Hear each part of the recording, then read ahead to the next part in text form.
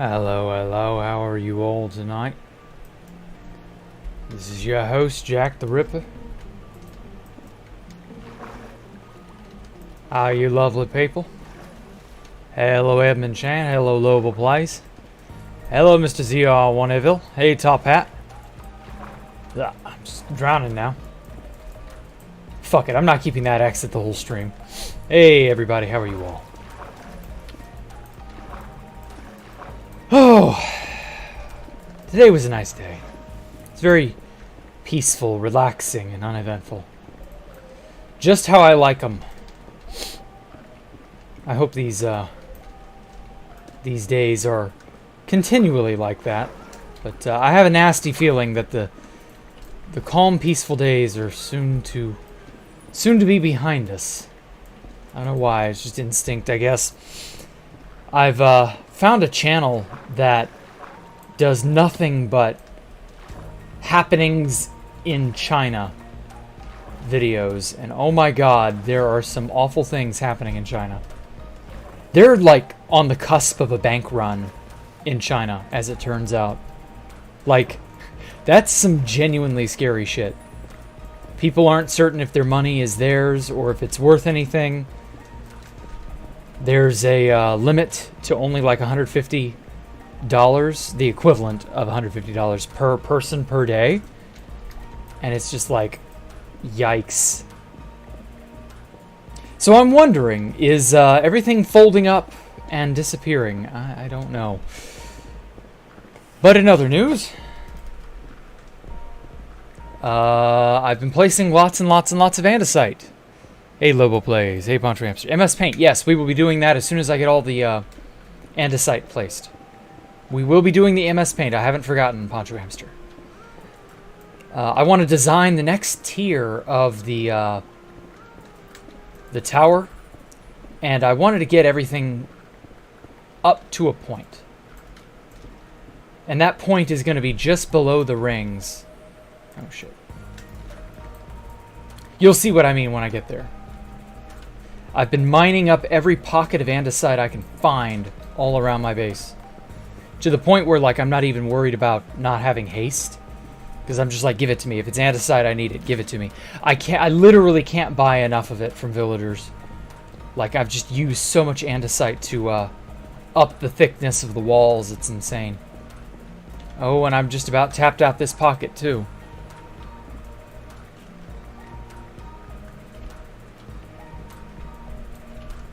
Shit.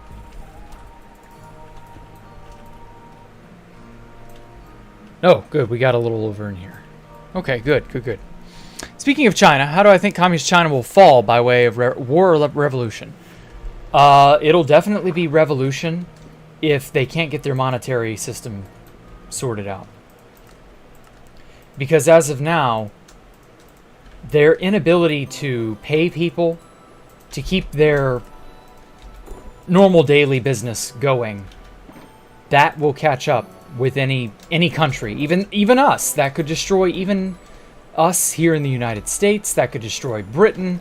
That would destroy, like, every nation is mere weeks away from collapse at all points in time, simply because if you can't keep the payment, the food production, you know, all that stuff.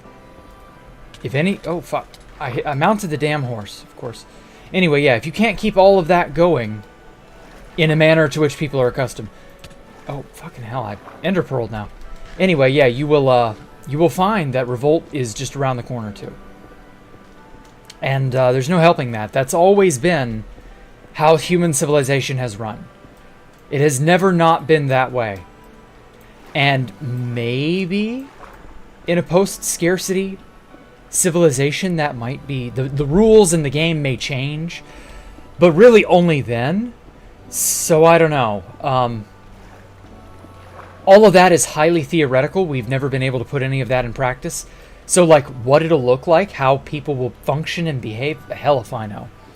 It's going to be interesting to see, but, like, we gotta actually get to that point in human history first.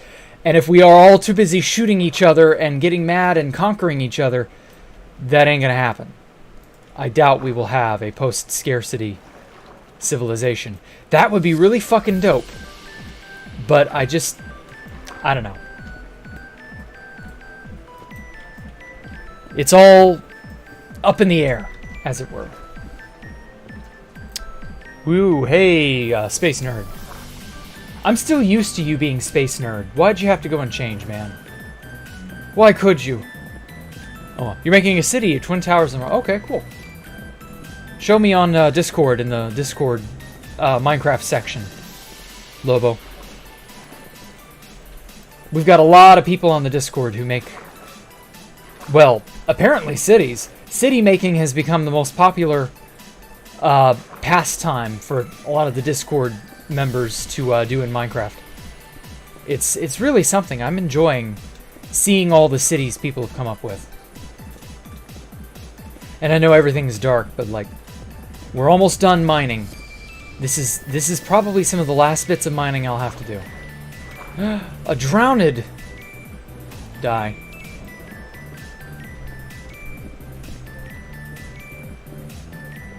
Has anybody else gotten to the point in Minecraft where like mobs are just kind of mentally, I mean, mobs are just kind of like a slight inconvenience?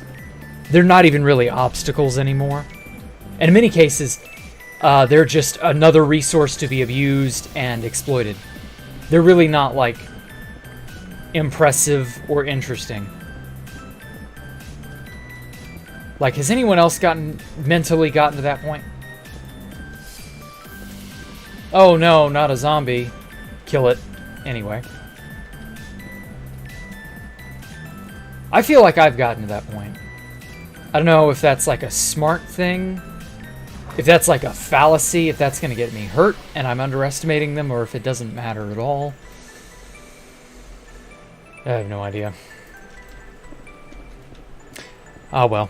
All thanks to Malza. Yeah, well, he definitely didn't do that country any favors. Making, oh yeah. Hey Jack, I have something to ask about the lands. Since Tristan is one of the inhabitants, why did he want to lead Jared to destroy it? Sorry, he's still noob. You know, I don't fully know what he gained from it. It was not originally Jared who wanted to destroy the lands. It was Talo112. But Jared also wanted to destroy it. They both did. And so Talo and Jared worked together, and somehow they either convinced Pop Bob or Tristan, or they asked Tristan to convince Pop Bob. Back at the end of Valkyria, we rode horses on the nether roof. And it was through riding horses on the nether roof we were able to get back to the lands. When we did that, we had to make a certain machine to get the horses onto the roof in the first place. Now, ordinarily, that was just sort of like this weird amalgamation of like rails and a dispenser at the top. It may not have been like super obvious you were supposed to use horses, but I suspect Pop Bob had access to whatever plugin Tristan and Pyro was using. Or at the very least, he was aware you could put horses on the nether roof and it wouldn't crash the server. And so he saw the contraption and knew about horses and pieced two and two together and went, I can put horses on the nether roof just like they can. And he already had the coordinates to the lands from about a year and a half prior due to a very silly mishap that we didn't think was a problem because the nether roof was shut down by then. So no one was ever going to be able to get there, right? Yeah, right. So Pop Bob got an account there. The account's name was RIDF, I believe, or Radical Hiccup or something like that. So Pop Bob had an account at the lands and had for years. And we couldn't do anything to kill him or get him to leave. But he hadn't logged in at that account in ages. And so we'd made a bed chain to the lands to get a bunch of people who had been... They either wanted to come to the lands for the first time or had gotten separated because their bed got destroyed, or they very accidentally set their bed somewhere else and they got divorced from the lands, and just accidents. And so we got a bunch of people back, and we made one sort of major bed chain to do it all on. And that was fine.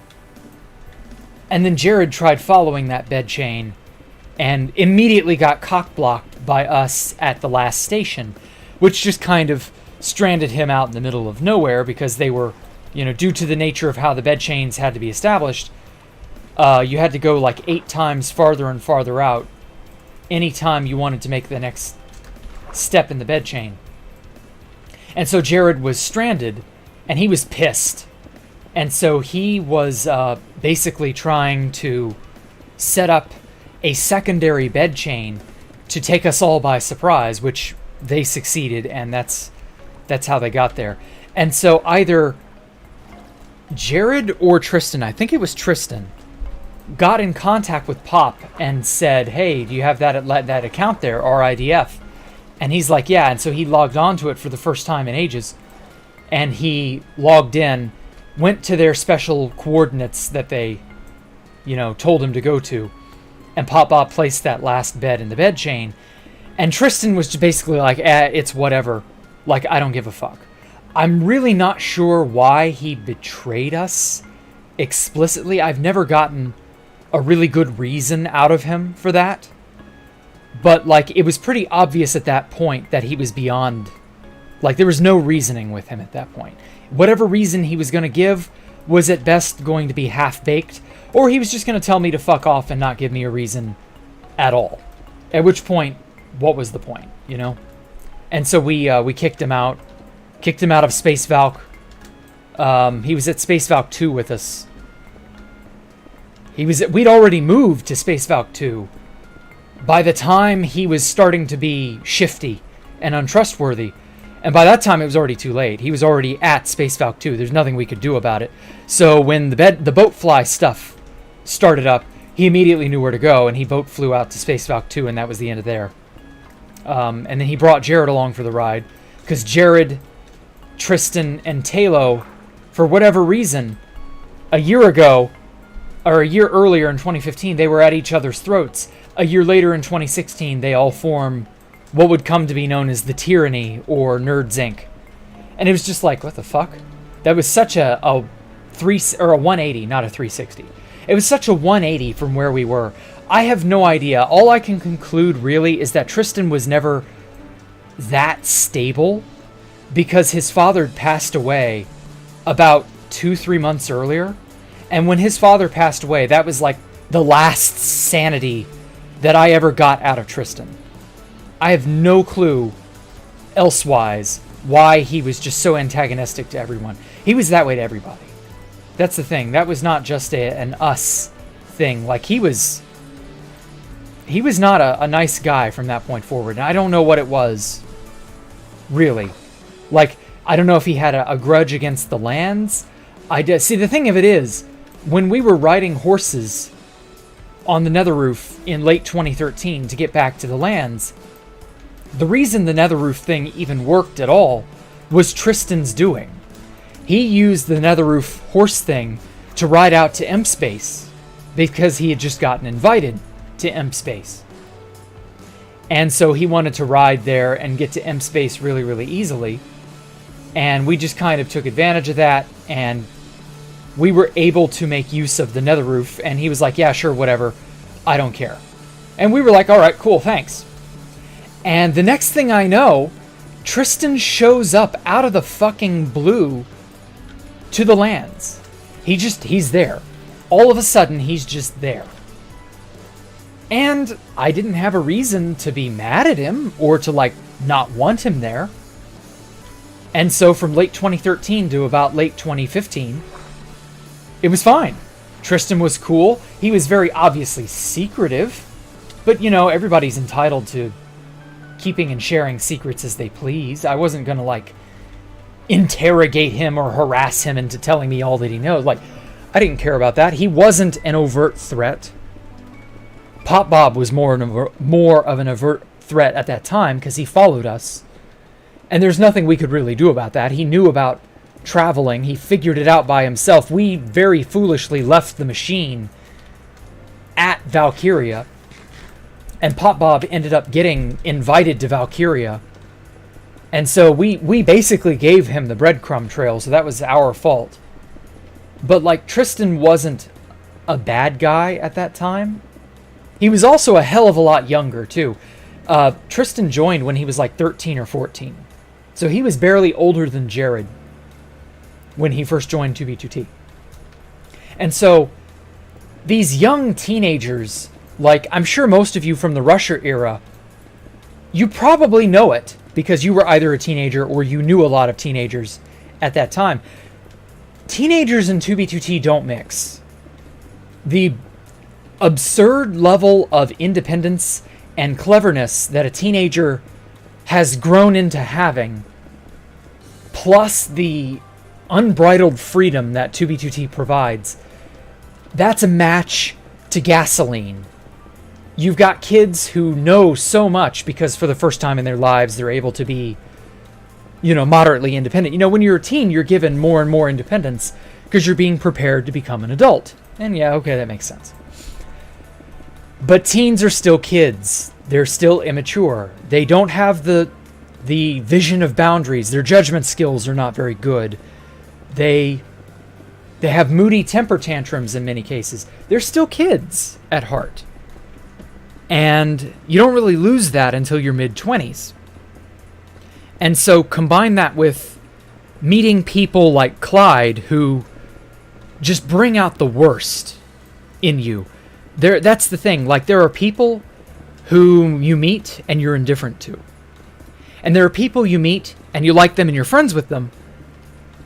But, like, other than just enjoying each other's company, you don't do anything together. And then there are the friends that you meet and become friends with, and they bring out the best in you. And you're a better person when you're around them because you want to do right by them. You want to impress them. You want to, you know, whatever. You want to look good to them.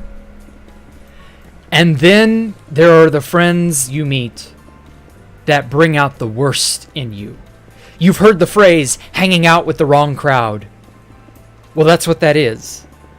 They are the people who make you do the stupid ideas, the bad decisions. They're the people who egg you on in the wrong direction. They're the people who make you think, but you don't put your thinking and your good judgment into whatever you're doing. You're just doing it because it's for a lark in the moment. And at that point, you just do reckless, destructive, stupid things. And that's what Clyde was for Jared. Tristan, my bad. Rocky and Tristan were just... They were mischievous, to say the least. Like, that's putting it so nicely. They would routinely harass Ormonger and just be... just jerks for no reason.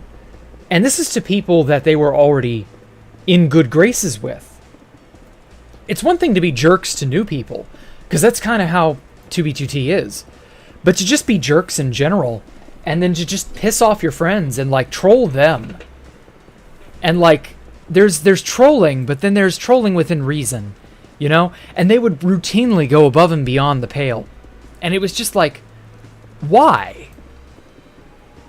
It's like they didn't really care about anything else. They were going to have fun at everyone's expense, no matter what. And that was just how it was. You had to deal with it. And it ultimately destroyed like 3 or 4 bases that they were all at. And it was such a waste. In retrospect, I would not have invited Tristan anywhere. Just because I knew that he would... I didn't know at the time, but like now I know that he would be a problem. But you know, hindsight is 20/20. So yeah, that was the unfortunate nature of Tristan and Clyde. They were very, very... just annoying. They were fine on individual terms. Like, if you were just talking to one of them one-on-one, it was okay. But if you're talking to both of them, they were like little gremlins who would make each other more of a gremlin with every passing minute. It was just a pain in the ass. It was annoying and draining to deal with them. Oh shit. Place. There we go. So yeah, that was that. I'm not really sure if Tristan was like, I don't really care if Talo griefs the lands. I don't really care if it makes Jack or anyone else mad. I don't really care what they do. Whatever. Like, fair enough. But like, you just don't do that to people that you were based with out of friendship. Because like, I invited Tristan to Space Valk explicitly because I thought he was cool. At the end of Asgard 2, when Asgard 2 was blowing apart and everything was like, ah, fuck. Tristan didn't want to join the third incursion. He thought it was stupid. And I was like, okay, yeah, don't worry, man. I got a really cool idea for a base. You know, follow me. And yeah, that was Space Valk. And I was like, yeah, it'll be real fun. Like, come with me. And I thought it was fine. And like, I trusted him. I really did. And he was fine to be trusted in 2015. But by the next year, he was not. And that's just how sometimes life is. You can trust people one day. They're good one day, and then something happens to them and they change. That happens. Oh, fucking finally, look at this. Oh, my God, it's over. I've gotten all the andesite I've ever wanted placed. Let's admire this beauty. Okay. Might need to get down just a tiny bit lower.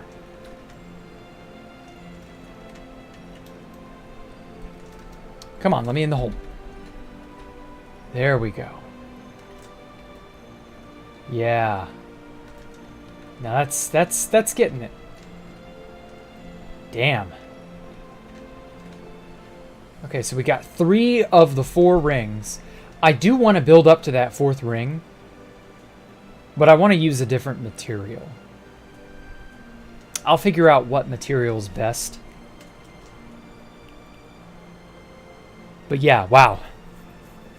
Okay, now, the next piece. This cannot just stay polished andesite all the way up. Not in the pattern that it's in. It needs to have something a little more added on to it. Because, like, it's fine as it is this way. But it's definitely in need of, like, detailing. Hard detailing here and there. Like, this back part here is just blank. I cannot stand large swaths of just flat blocks like this. Especially a texture that doesn't really have much detail on it. Because, you know, look at that. Like, polished andesite just looks like that. It is a very, very boring block. It's even gray. Gunmetal gray is the most boring color in the fucking world. By itself. It's fine with other colors, but that's because it pairs well with other colors. It's not good all by its lonesome. I'm reminded of the episode of SpongeBob. I forget the name, but it's where they go to the future and everything is chrome. Whoops. And it's all just shiny shit. And I'm like, okay, well that's nice, but I actually hate that. And I didn't know why I hated it as a kid, but I did. And now I know why as an adult, because it's all boring. It's all the same. It all looked exactly the same, and I can't stand that. Oh, let's rest. Anyway, glowstone. That's actually not a bad idea.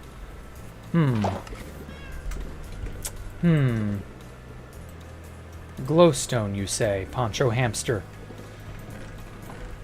Where did I put... Oh! Better yet.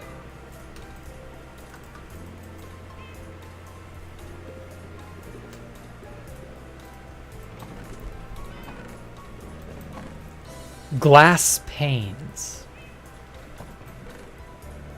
In a horizontal, or not, in a vertical striping. Glass panes.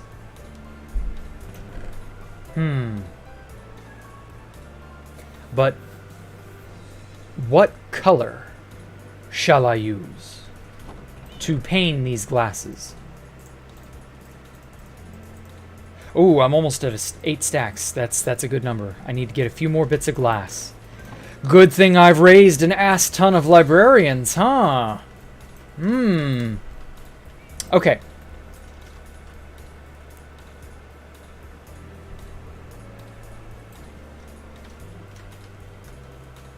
Yeah, I'm thinking glass panes up the side, on the edges here.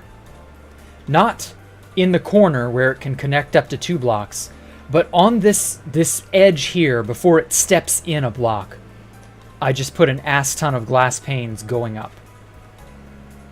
Some random distance. It doesn't have to be planned out. It can just be a little bit of randomness. So yeah. You don't know, you got tired of using Saleth, made it your name just about anything. Oh, okay. Sorry, I've not been paying too much attention to the chat. Ornamentation with glowstone? I might. I don't know. I don't know that glowstone's necessary here. Have I seen Scar's clutch water bucket? No, I have not. It is because their tyranny, illegal stash have been griefed, which led them to the incident. I do heard Fit mentioned about it, but I know Fit over-exaggerates. Edmund, that happened after the lands was griefed. I went to the tyranny or to the backdoor stash with the 32Ks. I went to that stash in revenge for Tristan helping Talo and Jared grief the lands. If they hadn't done that, I wouldn't have gone to that stash, because I would have had no business being there. But precisely because Tristan was culpable, and Canes came to me, I want to say it was the day after the grief or 2 days after the grief. Canes Law came to me and said, "Hey Jack, you want to get revenge?" And I was like, "I'm listening." And the revenge was, let's go raid Tristan's 32K stash. And sure enough, that's what we did. And so, yeah. But no, they were not mad at me for doing that then. They were mad at me after I griefed it and raided it. But that's because they didn't expect me to get to it. That's the best part. Like, it was out of fucking nowhere. They were totally clueless that we knew where it was. And they were caught unaware, and shortly after that, they eventually lost their archive stash too. The 32K stash and the archive are 2 separate stashes, just for clarification. We never went to the archive directly, though I did know where the archive was very, very loosely. I had an idea as to where it was. So yeah, that's what that was, basically. Ooh, a weaponsmith. Hey, wait a sec. Oh, I don't have the appropriate station here. That's easily fixed. No, these are farmers.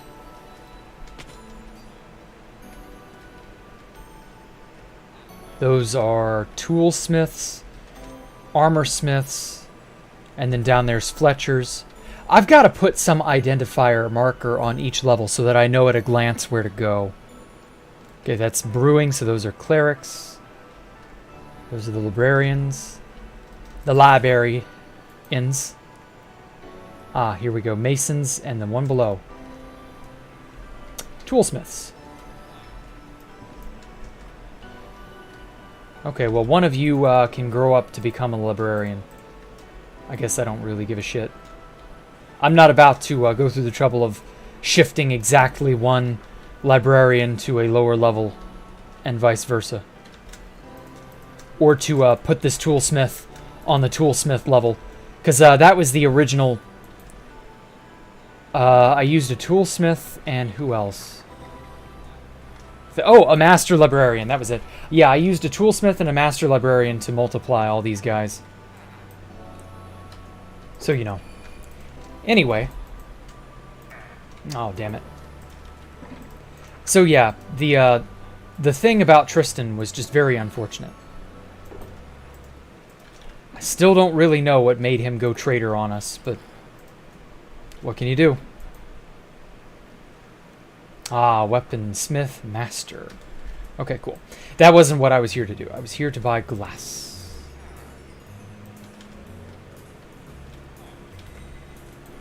Oh, I'm gonna have to upgrade.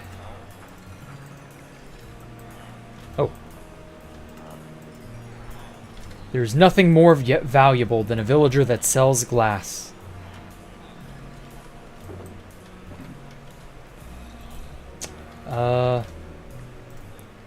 Let me put this... Oh, I don't have a shulker. Oh, I do. Needed an empty shulker for all this. So that'll work. Ah, novices. Novices everywhere. I mined up a ton of stone and traded with all of my masons. And so that's what I'm using right now. Although I do actually have a lot of iron saved up now. So like, just selling iron is actually kind of valuable now.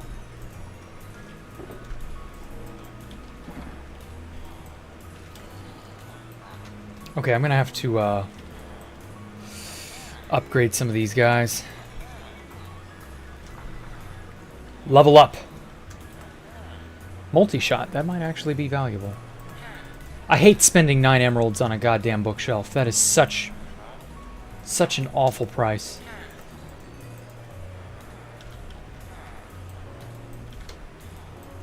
Aha. Sells books. This is really just for the leveling up. I'm not really concerned with, like, making money here because I have infinite iron and infinite stone. So it doesn't really matter. Whoops. Anyway, sorry, I've been neglecting you guys in the chat. I'm so sorry. I'm so sorry. Okay, purple will look good. I'm thinking yellow. Need emerald for glass? Probably need a raid farm. Yeah, but I'm not worried about that right now. I want the XP right this moment, because that helps me to repair all of my tools and shit. Wonder what the largest gathering of players in 2BTT history was. Oh, hey, Vade. It was probably some spawn mason or fight club activity, if I had to guess. I couldn't really, like, tell you off the top of my head. Fast Vincent destroys spawn mason mine him at the same time as Jort. What? I'm not sure what you're on about, Stone Cold Killer.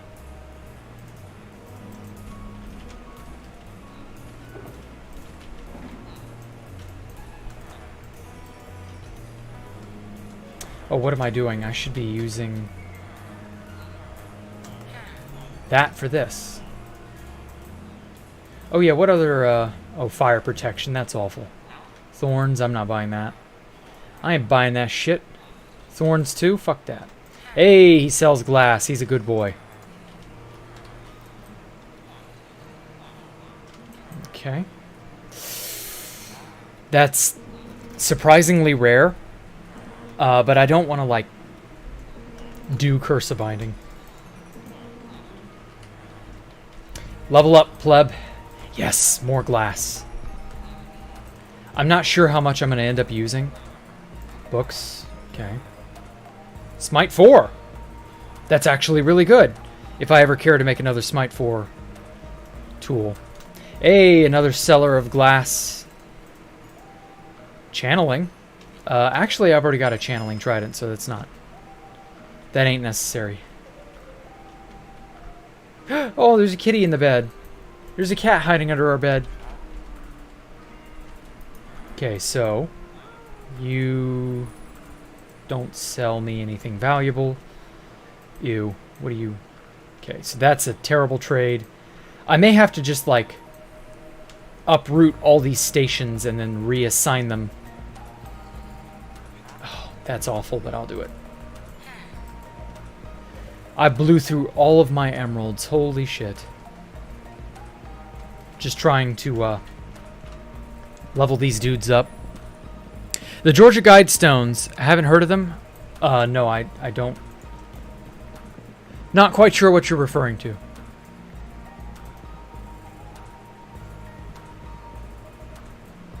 Georgia Guidestones deleted. I do not know. That does not ring any bells, I'm sorry.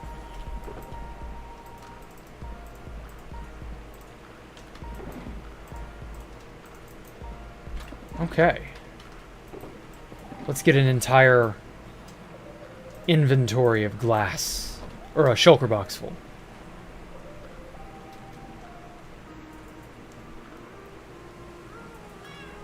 Meow. I love how if you have a cat and you tame them and they sleep on you like this.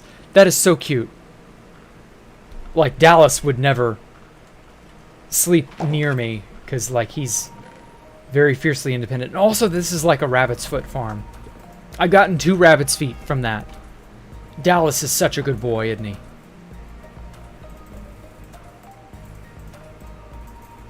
Okay, didn't I have lanterns somewhere? Oh yeah, wow, look at all this iron.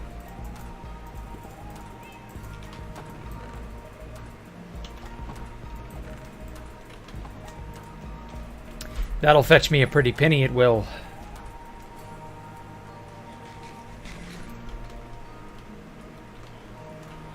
Okay, so these guys will... I think I've got to... Yeah, I've got to sell them coal or buy their crappy tools. That ain't happening. I could sell them my diamonds. I don't actually need my diamond anymore. So I don't know. Although, ironically, if I do, I'd have to turn all this into blocks. And then pick out the diamond blocks in the beacons down there. So that may just be self-defeating. Yeah, I think that would be pretty self-defeating, so no, I'm not going to do that. My diamonds can just stay inside the beacons, who cares? Ooh, perfect. 1.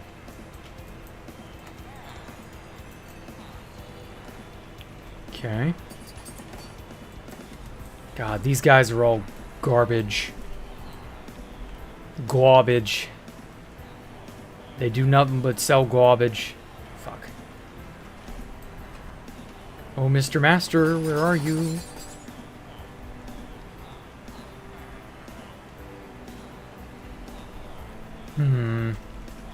Huh. Perfect. No. Okay, so he's leveled up. Where's the other master that I had? Shit. Well, whatever. At least for now, I'm alright.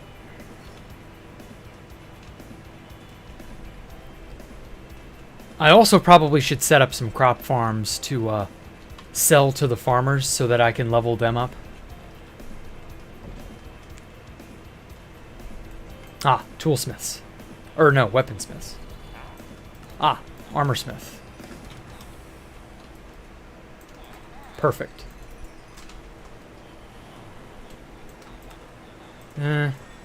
That's a mite bit expensive. May as well.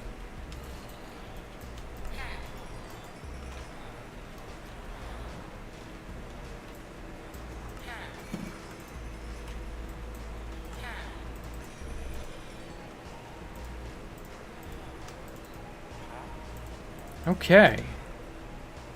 That's worked out fairly well.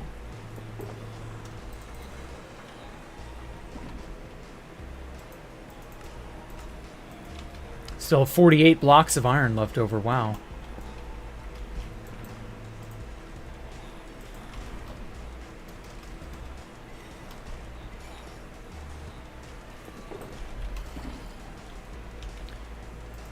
Whoops. Alright, you. Sell me glass.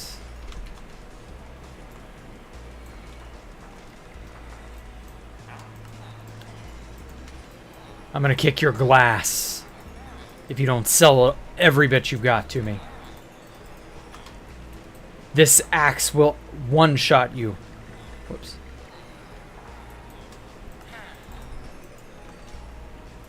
I've actually accidentally killed a villager before with the power of this axe. It's got sharpness 5 on it. It's a hell of an axe. I could try leveling this guy up. I don't know. This guy's bad. Ah, perfect.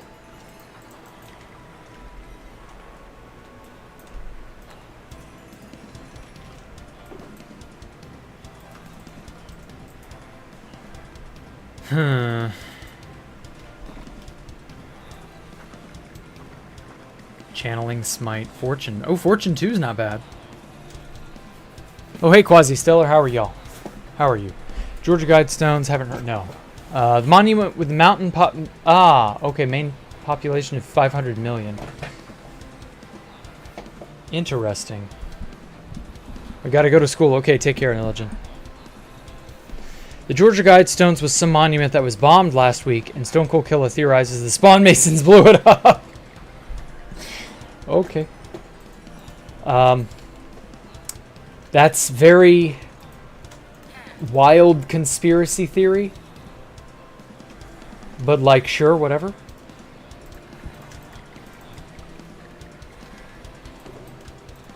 Two, three, four, five.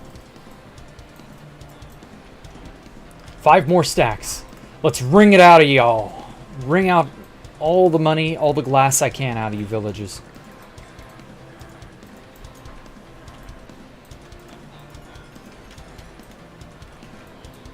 Damn, I'm hitting my limit. Sorry, sir, you've had enough today. Oh, just short. Just short. Sorry, sir, we have a strict limit of only a few hundred pieces of glass per person per day. Yeah, it's 4 times... Or no. There we go.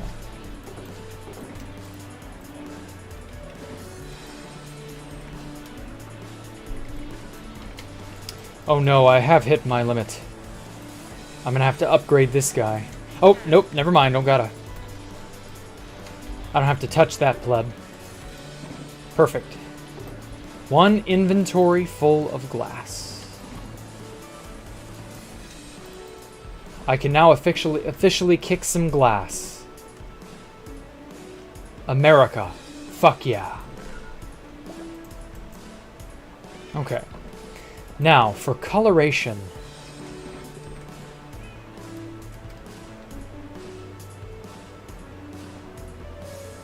So I've got the gold down there from the honeycomb. I'm thinking yellow or orange for the streaks that'll go up the sides. I'm not sure though. Which would be better, light blue or blue, you say? Well, that would kind of complement this. And I've got lots of bone meal, and I've got lots of lapis, so I can make light blue very easily. That's tempting, Killa. It's tempting. What's my biggest build? Oh, Space Valk 3, easily. Is anyone else surprised that there hasn't been any LARPing Empire that has conquered the whole lot of land on 2BTT? There have been a few LARPing Empires over the years. Valkyria, funny enough, was almost one of them. Blue or purple? I think light blue would look the best. Blue is better. Yeah, okay. Yeah, we go for light blue. But yes, LARPing Empires. There was what were their names? They were that Panda Sauce guy. He was trying to make a LARP empire of some kind. I don't really remember what it was.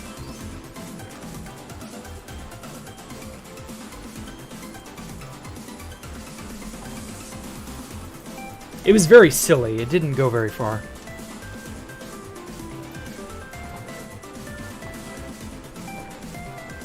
Oh, I must not have any leftover. I guess not.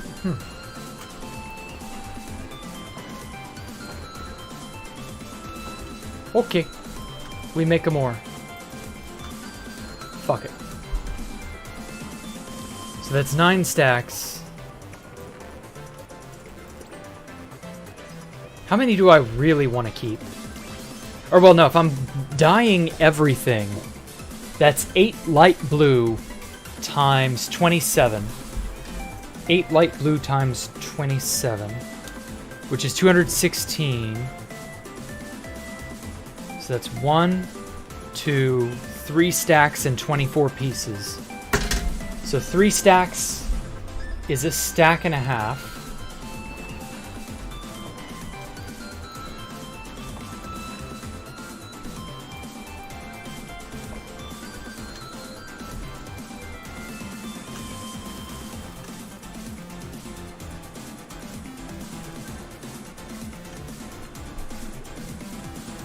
Okay, so that's 3 stacks and 24 pieces.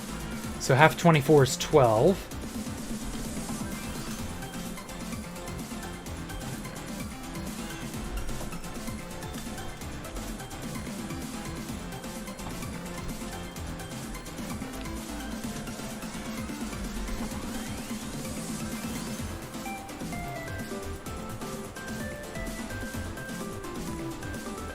Okay, cool.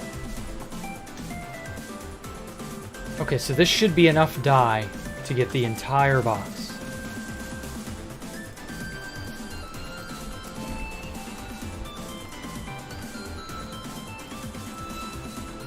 I don't want to make it panes quite yet, just because that's going to take up way more room. I may have to craft panes on the fly, I don't know. So that's 6, that's so many stacks, holy shit. 16 stacks, Jesus. I think I have enough? Yeah, I have enough room.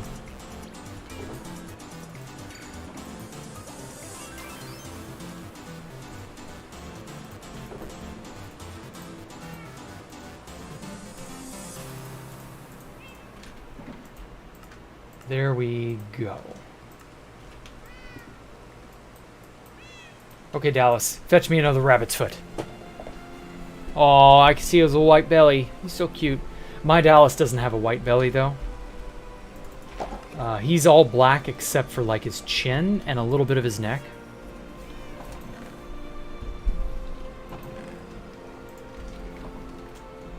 Okay. I think this is gonna work. I should probably pull up.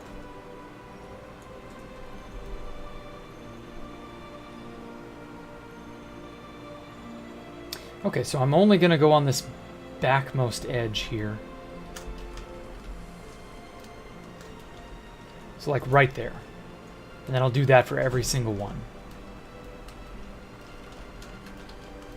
And then I can just do this. Really, name some examples. Examples of what again?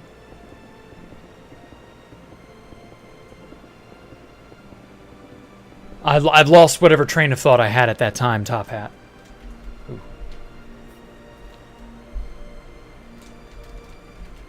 If I make something extraordinary, can I make a box house?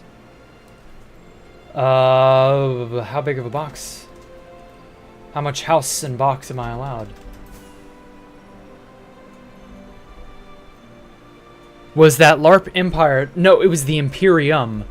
Imperium was a different place. Imperium was that way. Panda Sauce's little group tried to be an empire. They didn't succeed. Who else was doing that at that time? Spawn Masons kind of technically count. Though I don't know that we necessarily, at that time, called ourselves an empire.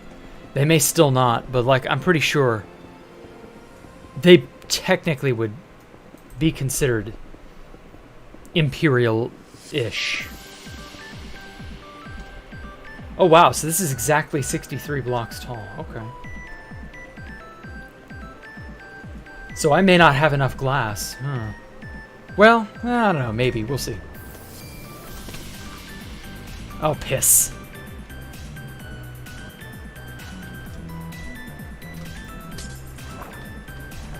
I wanted to make it up a block.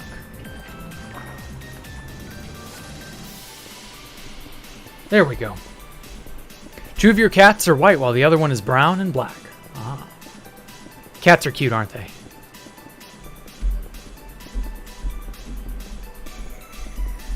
I'm not really sure what a box house would like. What would be amazing about a box house? Like, I don't really care to make a box house.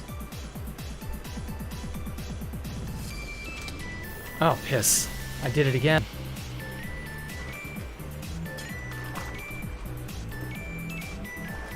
I'm so glad we can waterlog glass panes. Let me check something real quick.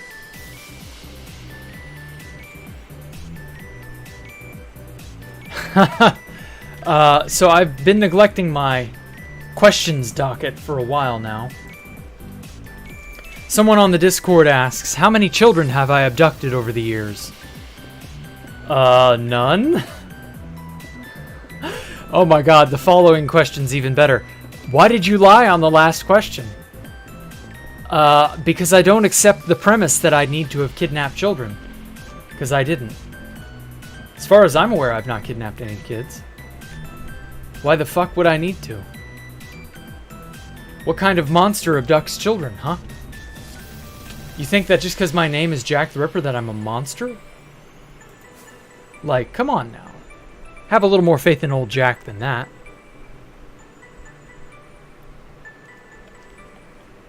Thoughts on dogs?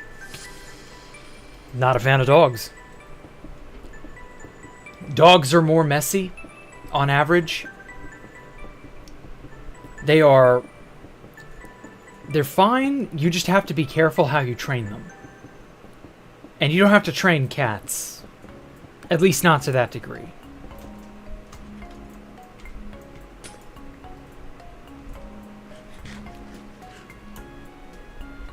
I don't know. For me, I'm more happy that cats are independent.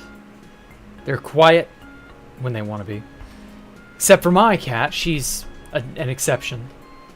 She can be very, very, very loud when she wishes to be. But hey, I can't help that. There we go. Cats are interesting in ways that dogs kind of aren't.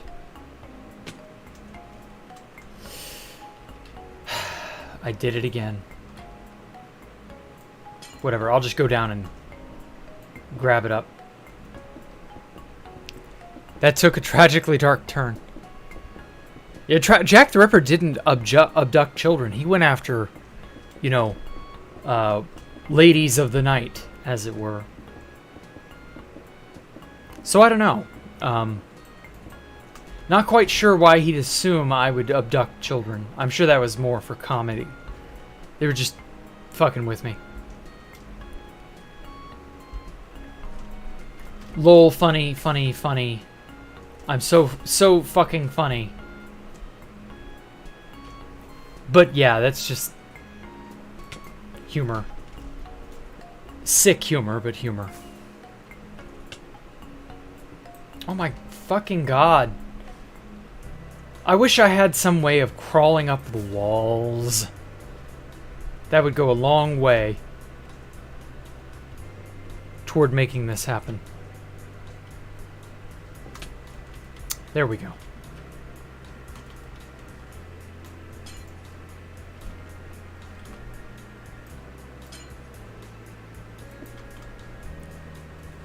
Phew. All right.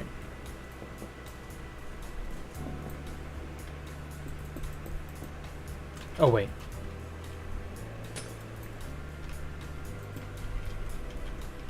Man, it is so much more annoying to do things in survival.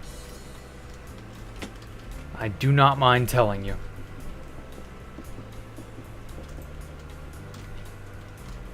Oh, piss. Piss on my face. Don't actually do that. I'm not into that.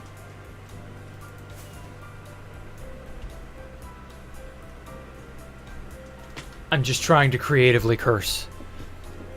We all know about little Timmy and Tom and Sue, and don't forget about Paul, and most importantly, John. Poor John went through so much in the Accursed Dungeon. Okay. Nearly forgot about Susan. I saw you rip both of her arms off when she tried to escape the Cursed Dungeon. Jesus, that's dark, Top Hat.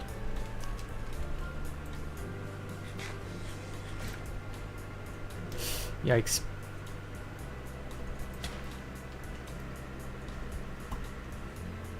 Well,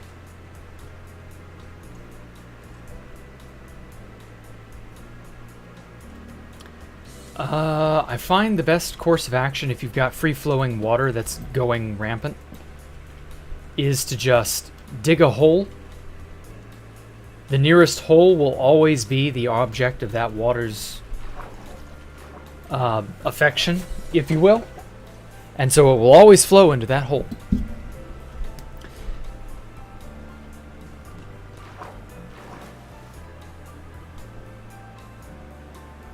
Maybe I ought to just use water streams to do this. I don't know.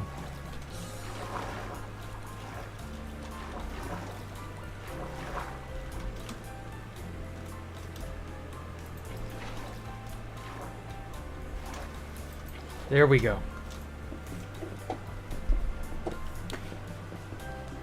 You've seen Grian and Hermit's One Life and spin-offs, right? Double Life is current, and even though Mumbo isn't there, it's pretty good. Mm-hmm.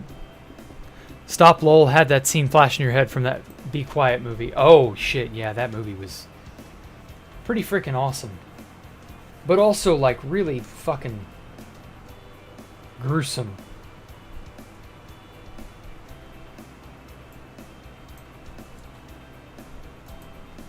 Damn it. Okay, I'm gonna have to, like, scaffold. I'm gonna have to. I don't want to.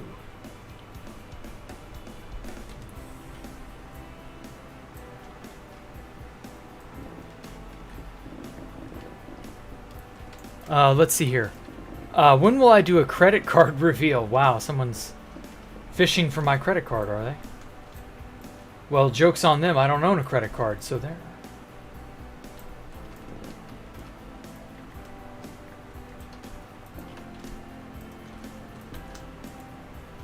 There we go. If I could take any three things to the moon with me, what would they be? Even a tub of ice cream, anything. A tub of ice cream that I could never finish. You know, any weird, crazy shit. Anything. What would I bring to the moon with me? For 6 months, all things necessary for survival, like food and air, would be provided. Probably a working internet connection so that I could, you know, show off that I'm on the moon. Something like that. I would probably also want a really dope-ass spacesuit that would let me, like, fly safely. You know, you wouldn't want to go too far or too fast and inadvertently drift out of the moon's gravitational orbit. Or gravitational pull or something like that. You wouldn't want to fly off on accident, is what I'm getting at. So yeah, something like that would be pretty neat. Oh, fuck.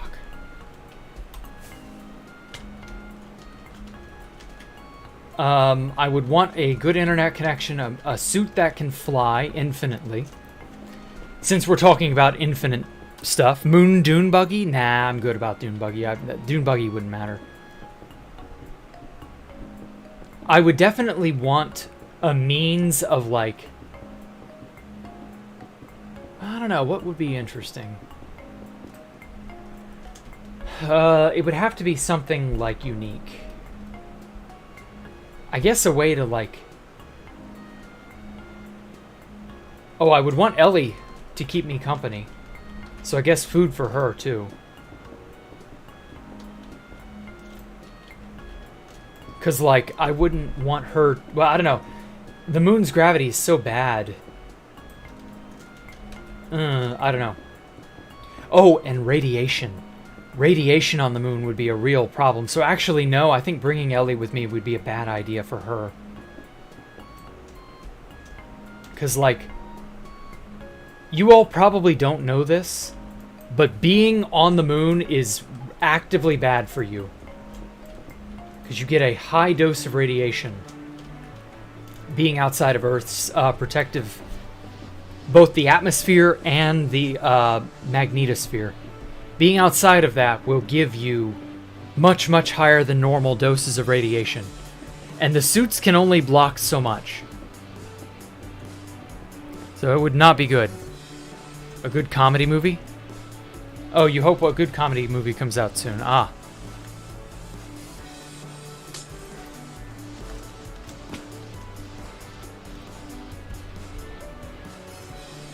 I don't know that there are any, come to think of it.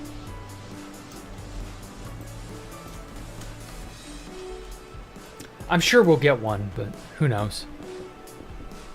Are Dunkaroos included already?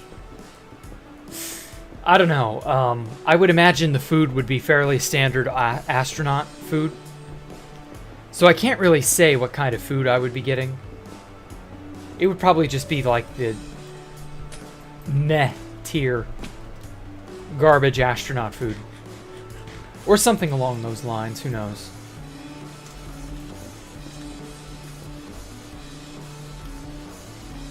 I would also want a way to easily, although I would imagine because it would be mission critical, I would imagine that would already be included. And that would be an easy way to contact people and get a hold of someone I need to when I need to.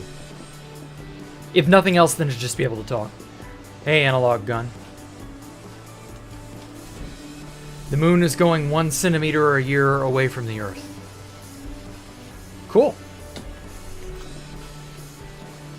Maybe like California, it'll slide off into oblivion.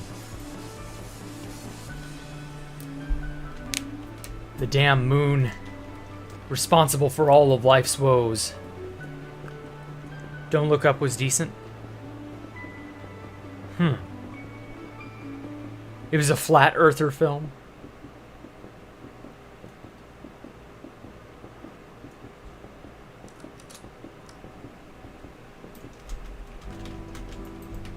Not quite sure what kind of flat earther shit is out there. But yeah, I'm sure there are a lot of weird flat earth people who are like in Hollywood and have the pull to get movies made. As nuts as that may seem. 2 inches a year at most? Yeah, okay.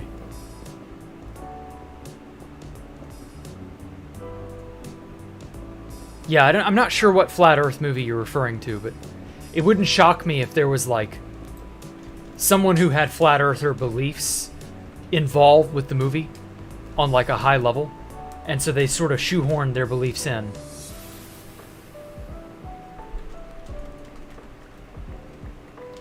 That's very common, unfortunately.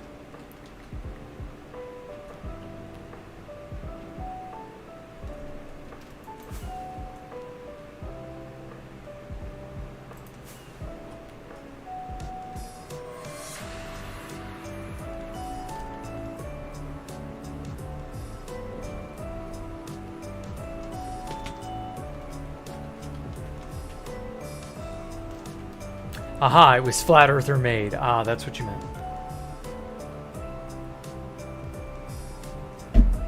Ah.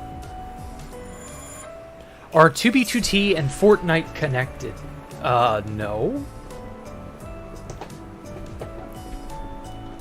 I can't imagine how Fortnite and 2B2T are related.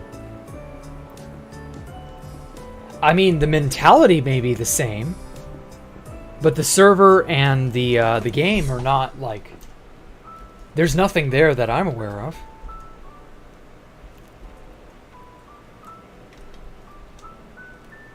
Not really sure what leads one to ask such a question like that. Some people ask the weirdest shit in Discord, and it's just like, I save the question, and then I'm like, how the fuck am I supposed to answer this? And then I forget for like some number of months until I finally get up to that question, and I'm like, oh yeah, this was a weird one. They're both full of troglodytes. Well, that may be true, and I said there may be a mentality similarity, but the game and the server are not related in any way. They're just like, it's happenstance that there are a bunch of troglodytes on both, but so what overall? Overall, I don't care. I have no reason to assume they are similar enough. They're just similar in that way.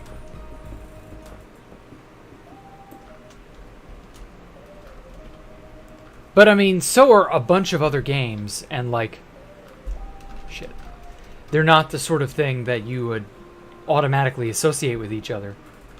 You don't think about 2B2T generally in the same vein or the same breath as Fortnite. You don't go, oh god, these people are just like the people in Fortnite. You don't think about that. I don't think.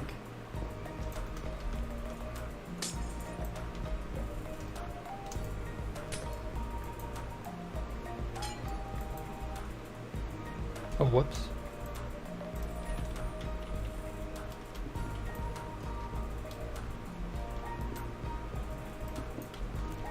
All right. Yeah, it's coming together. I like this sort of, it almost looks like it has a sheen to it. That's an interesting look.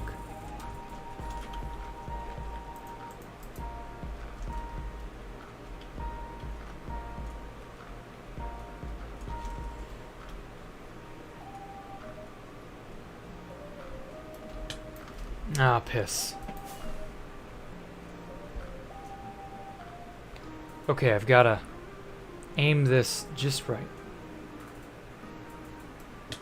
Perfect.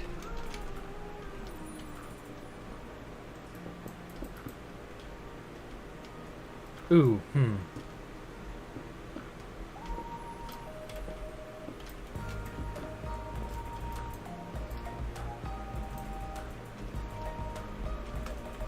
Ooh, there we go. I got it. Haha. Perfect. New York City is better than Hawaii? Hell no, it isn't. I was about to say, you better lol JK that top hat. What the fuck is wrong with you? Good with stacking. Stack panes would be a... Oh. Don't worry about it, Morbid. I have an Elytra. I'm not worried. Oh, my Elytra's kind of getting a little damage now.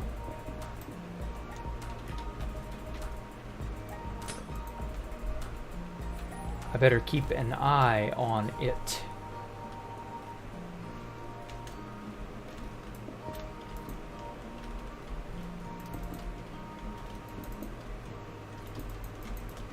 Fuck.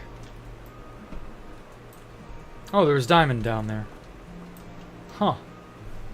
How did I miss that all this time? Oh well, I don't give a fuck. It's just diamond. It never ceases to amaze me how there are people who still think that diamonds are valuable these days. It's just... It's weird. I mean, it's probably all, like, propaganda and shit, but, like, no, diamonds are not valuable. And, like, anytime you tell someone that, they're like, what do you mean it's not valuable? Huh? Of course they're valuable. Now, some of the more astute of you are probably like, is he talking about the game? Or is he talking about real life? To which I can only say, yes.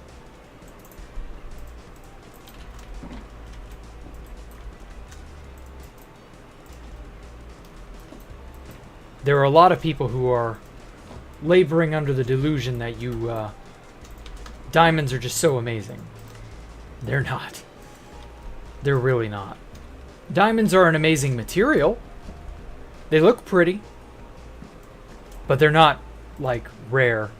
They're not actually that valuable. They're artificially kept super valuable. Their price is inflated.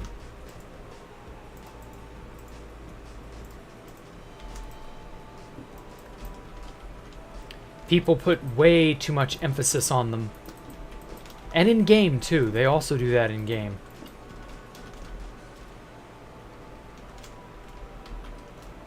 When you were able to buy diamond tools and armor from villagers, that's when the diamond stopped being valuable. Fact 2, the state fish for Hawaii is the Really? I didn't know about the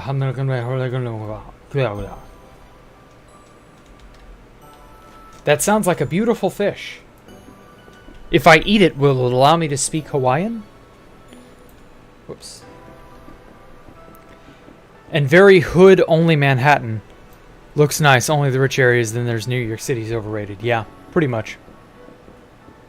Hawaiian pizza comes from Canada. Yes, like every other subpar product and idea. Let me guess, it was invented in the 1980s.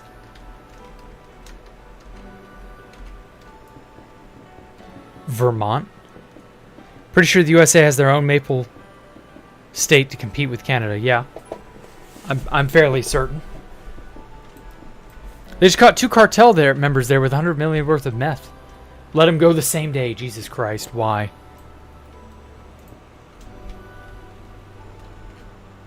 Oh man, the drug people.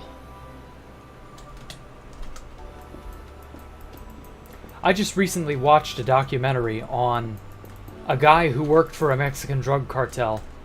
He was known as the stew maker. And that's all I'm going to say about him. Because, well, let's just say you wouldn't want to be associated with him. And that ultimately, they did catch him, but goddamn was his job nothing short of awful.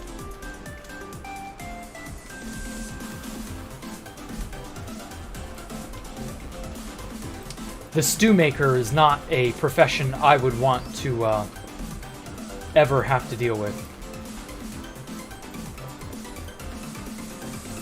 It's some fucking frightening shit.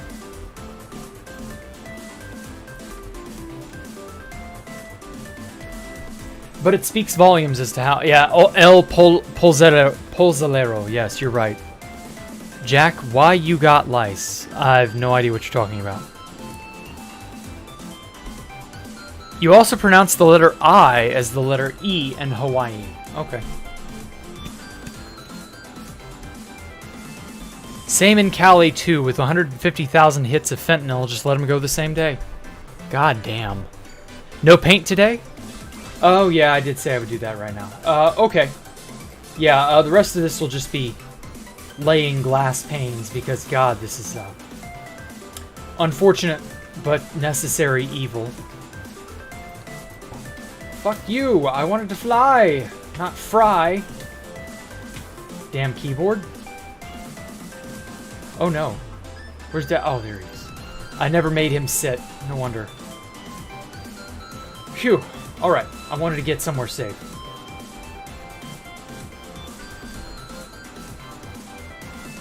Okay, so if I'm correct in thinking this, being under a block prevents skylight access, which means phantoms will not spawn. So we should be good.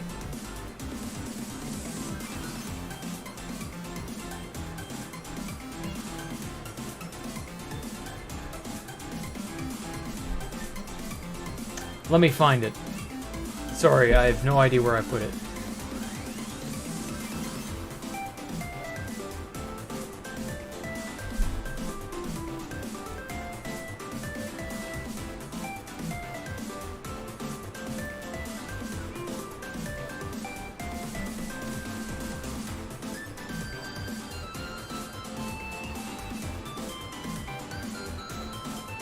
Here we are. Found it. All right. MS Paint time. Yay.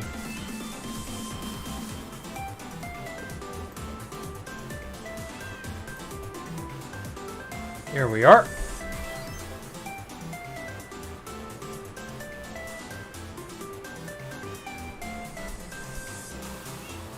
Okay. Now then. So, this is what we've got. You know, these are the rings, obviously. Let's use this purple color. Okay. So obviously, yeah, these are the rings. We've already got that. This is where they are, you know, situated. This is the footprint of the entire base. Right here. This is the little teeny itsy bitsy end portal. Right there. Although actually, if I recall, the end portal is like not quite there. Sorry. Yeah, there we are. So, like, the end portal is down there, so it doesn't exactly 100% match up with the footprint, per se. But, like, close enough. Like, some of these distances are a little exaggerated, but more or less, this is what it looks like. I tried to follow this block for block as best I could. So each pixel, just to review, each pixel is one block. So you can see how it, you know, undulates and so on. So the idea next is to design the next layer up. So to that end, I'm going to take this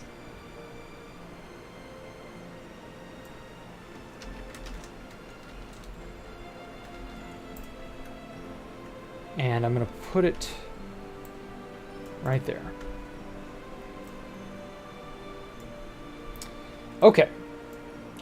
Oh, let me move myself back in Minecraft. I don't want to be outside of safety. Here we go. Now, the idea is I want to be able to make the next big layer of the tower, and I want it to be, it's going to go all the way up to the build height, and I want it to be basically just dynamic and different, basically. I don't want it to be more of the same. So it's going to be on this footprint, but it's going to be larger than this footprint. So I'm trying to think of what a good shape would be, and I kind of settled on a hexagon. Now, I've not actually made the hexagon yet. One there. Okay, so what I could do...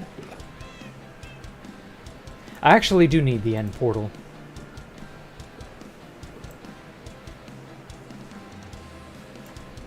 Because I could use the end portal as a centering mechanism.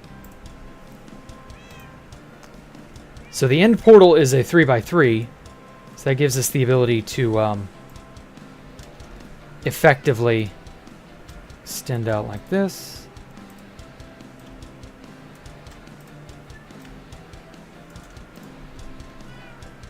Okay, cool.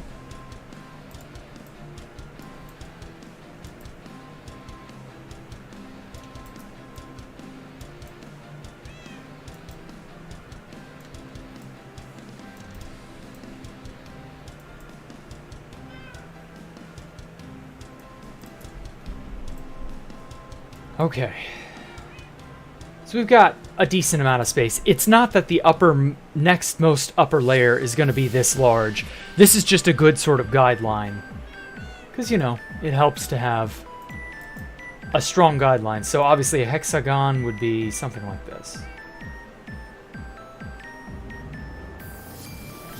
Oh, that reminds me. I also need the diagonals established. So right there.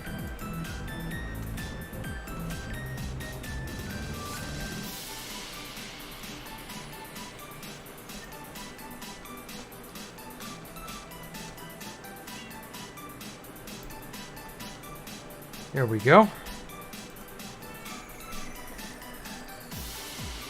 All right.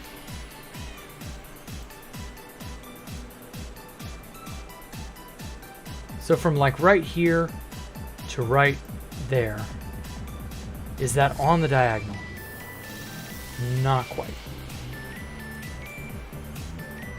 Something like this, and then it would have to be, because it's 120 degrees between each. I think that's enough.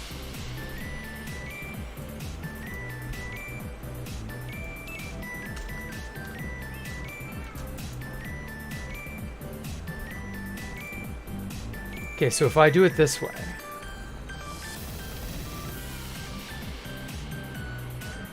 This should encompass every side.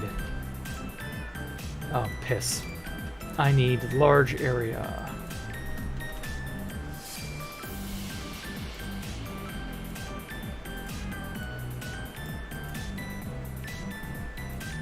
That'll work.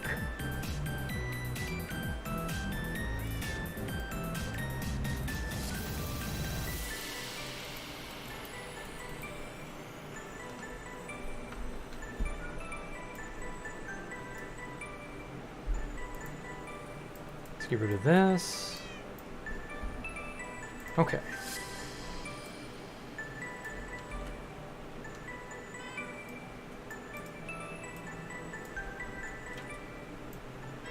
So a hexagon isn't really like anything that fancy. We can just rotate this 90 degrees.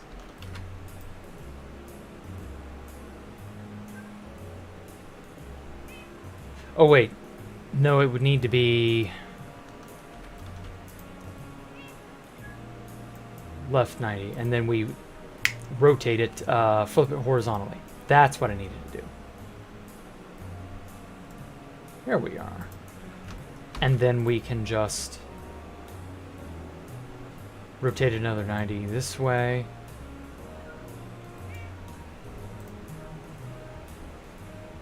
It's not a perfect hexagon. This is actually way longer than it should be.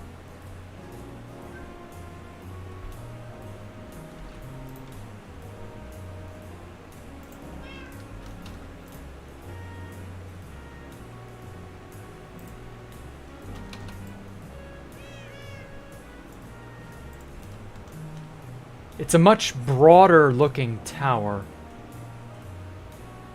Like these edges ought to be brought in closer to like right here. That's probably a little bit, but see, the hexagon needs to be more centered looking.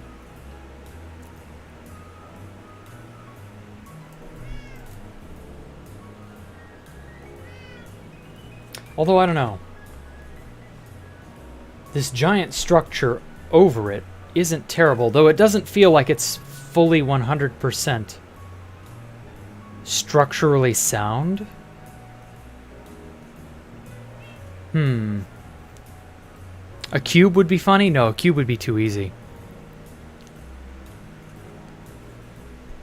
I'm trying to consider what would be the most interesting to look at.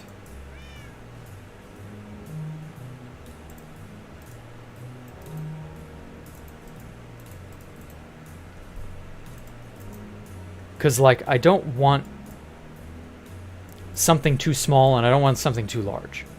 You know? It's got to be just right. Okay, that kind of works. Not gonna lie.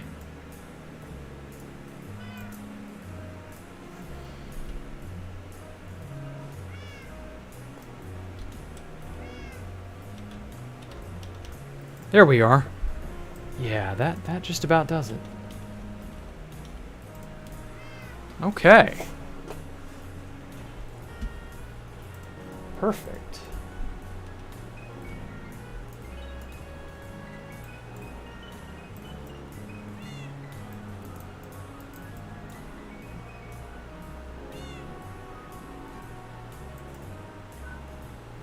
All right. Yeah, I think I'm all right with this.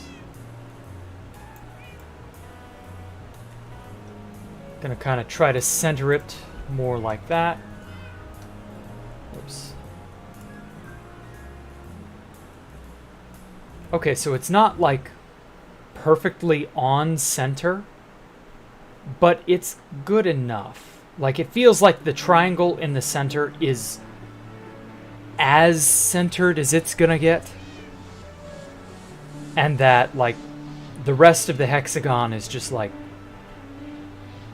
around it the best that it can be, you know?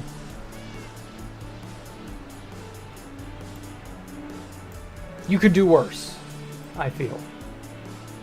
So yeah, I'll take that. I'll take that.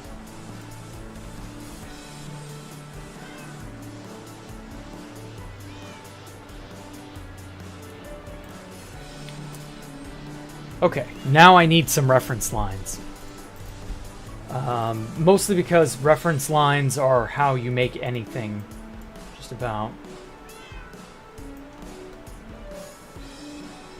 Uh-huh. Okay.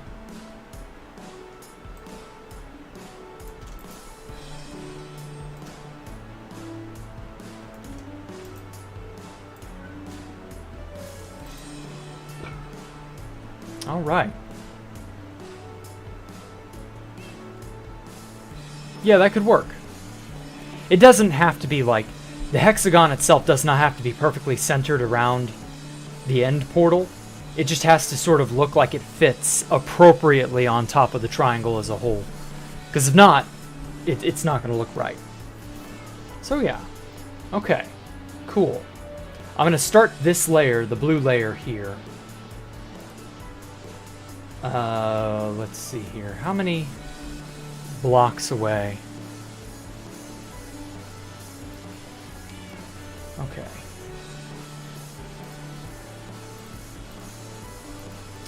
Let me shrink that on off. So that's what, 3 blocks? 2... Or no, that's 3 blocks here, and then this is... Okay, so it's off to... Okay, so how many blocks away?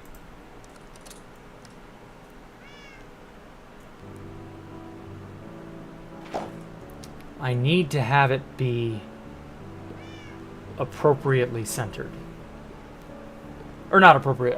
I need to make sure I put it in the right place, basically. That's my worry. And I'm not 100% certain the... Or actually, now that I think about it, yeah, I'm above most of this. So I'm going to start this here. So this would actually be above all of this. So that'll work. Okay, cool. Because, like, I'm going to put something here between that ring and here. And then at that ring level there is where I will start building the hexagon itself.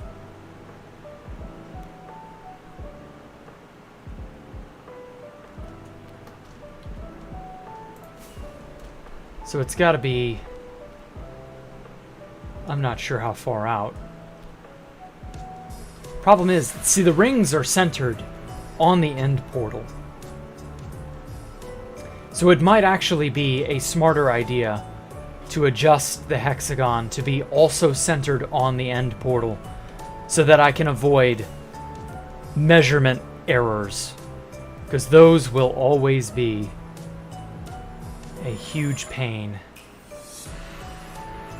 Yeah, I think I'm going to do that. Because if not, I have a problem. So let's...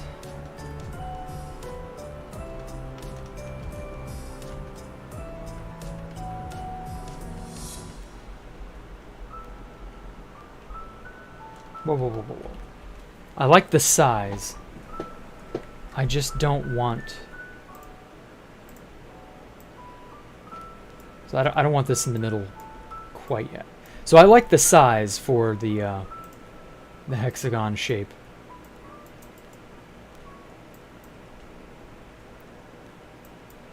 That's a pretty fair looking hexagon. Does this thing generate it? Oh my god, it does. Okay. Let's give myself a little more room. Okay, so I can make it at any size or length I want. But that doesn't constrain it. Shit. Okay, so pressing shift and opening it out slowly like this creates a more accurate hexagon. Oh, this doesn't cover everything.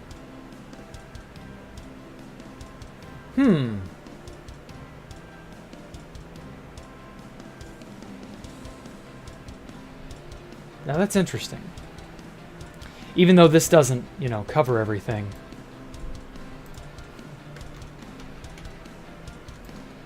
Whoops. Maybe make one about that big. It's a lot larger and a lot more broad.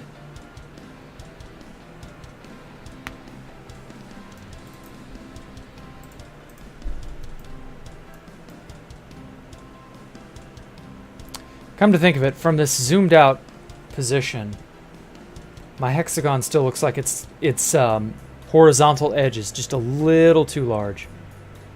I actually like my hexagon better. Something like that.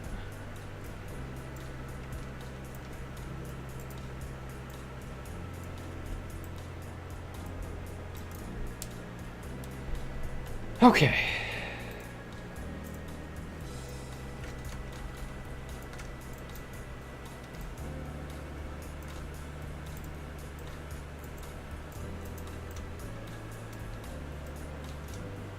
Whoops.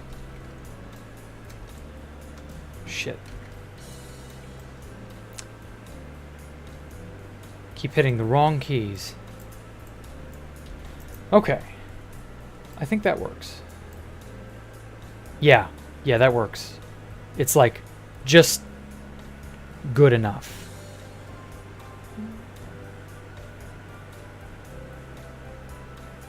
Okay, so what is this distance here?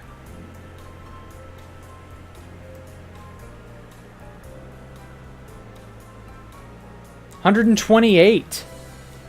Wow, or 100. Wait, was it 28 or 27? 128 pixels. Wow. I have to shrink it in by 1 because it has to be an odd number. But hey, 127 is not bad. That's doable. Okay.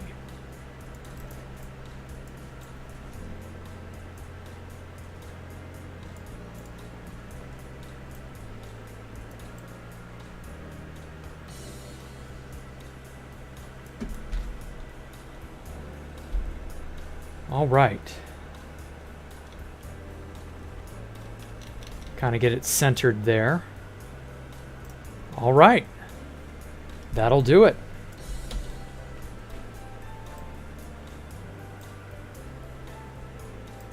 Well, there we go. Okay.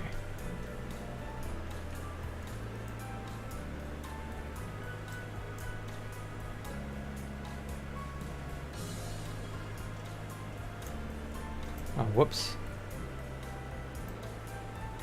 Trying to move this over.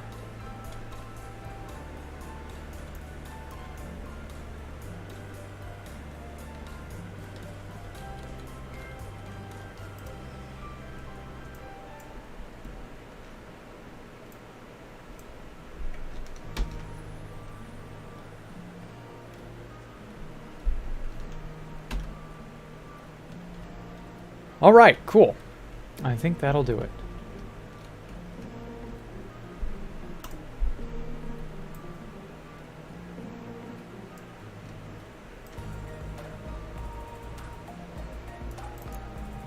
All right. We'll save it there. So, I need some measurements now. So this is 127 blocks long, this area. Or, whoops. Yeah, so this is 127. Whoops.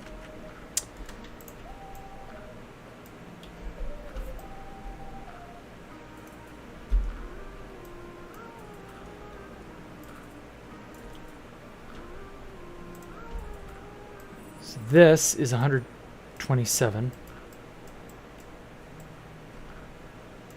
Okay. And so from here to here, so from the center of the end portal north, at least I think this is north, is 130. Okay. So it's 130 from the center to this block here. So that's 130. Let's go ahead and write 130. And then from the center all the way to the bottom, 106. 106 meters. Meters. There we go. Okay. And then it just steps down in a certain pattern. We'll worry about it stepping down later. But yeah, that about does it. That should somewhat make it look good. All right, we can nix paint.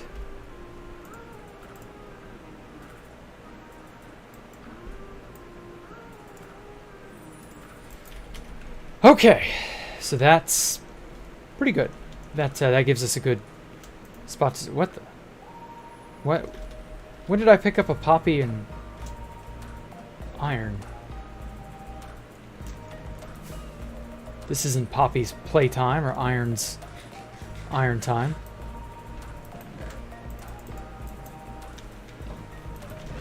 Okay, I want a block that's garbage that I can use for scaffolding.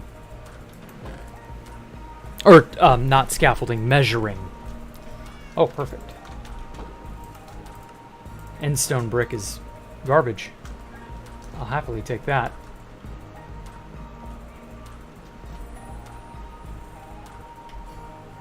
Okay, I need to know what level this is at. 100, or so 95. Okay. 95.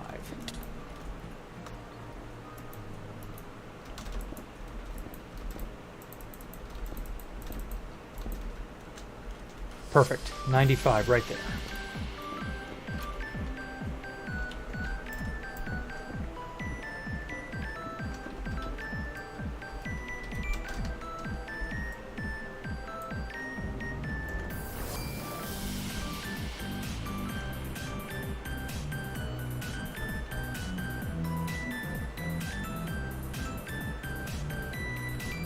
I'm just going to measure it and mark it out where it should go. Okay. Also, the end looks weird. The texture's not, like, loaded properly. Is that a 1.18 thing? I've noticed that since, like, I guess since 1.18? Actually, I've noticed that since 1.18.1.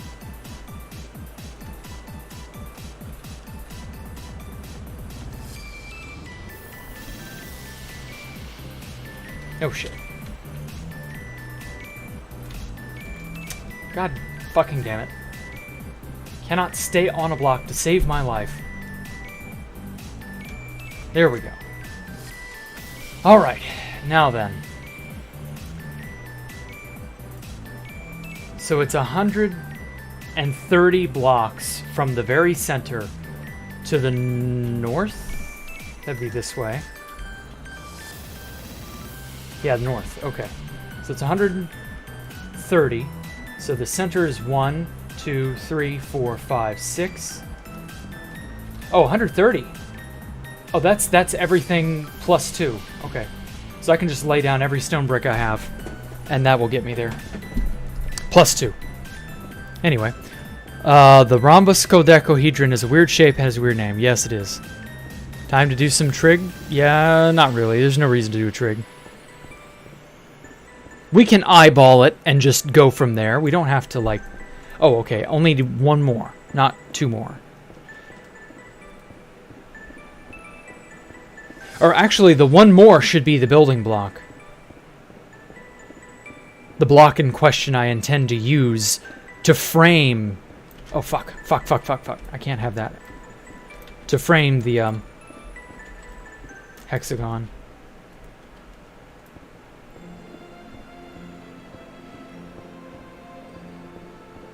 So yeah, that will be... what should that be? Diorite, maybe? Polished diorite? Oh. I'm out. I should probably pull up.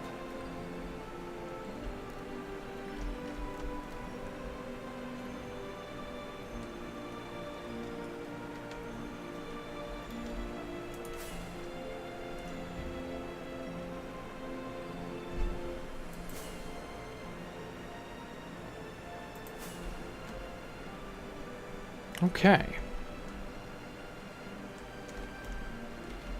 So that gets us right here. So right here, on this side, is the material that I ought to use to frame the hexagon with.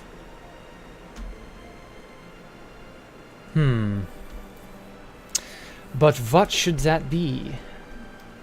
Also, I'm not getting beacon effects out here. I may have to make more beacons in the future. I don't know. Oh, piss. Shit, piss, fuck, damn.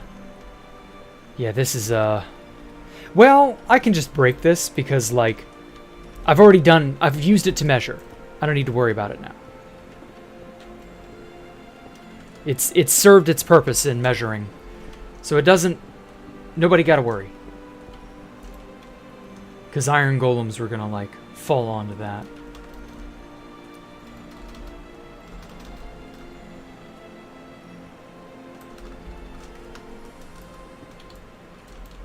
And also creepers are going to come out, so I may as well break all this. I've got the spot marked out where the stone... it's probably not going to stay stone, but just for now. I've got that spot marked out, so it should be fine. I'll just have to go back and pick all the stone brick up. This end stone brick, and then use it on the other side as a counting device. Anyone afraid of heights? Well, if you are, that's your problem. My Electra's... I'll get XP later. It'll be fine. Stair needs some handles? Yeah, a little bit.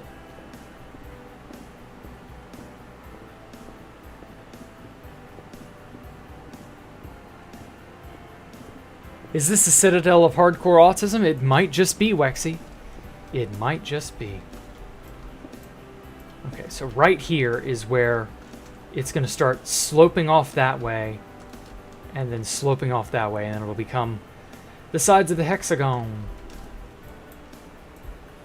I've never actually made a hexagon in Minecraft, and so I was kind of hoping to challenge myself with that.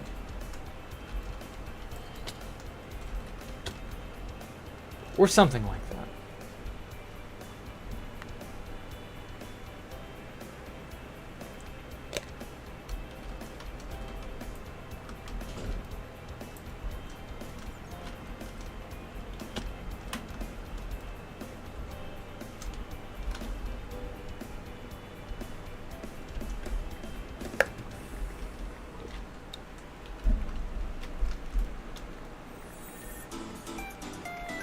There we are.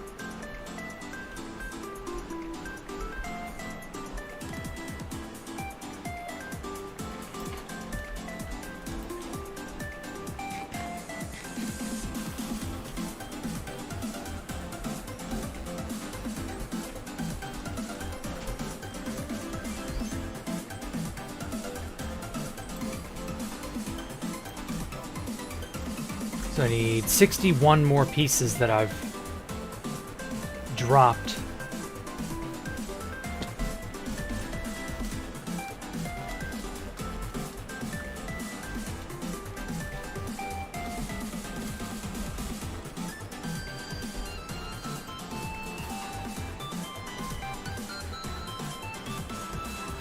Okay, so there's just the one piece on this wall.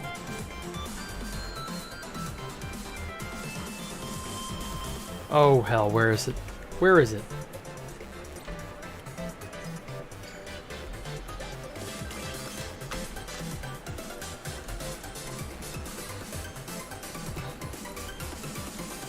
Aha! It's my rock. It's my precious.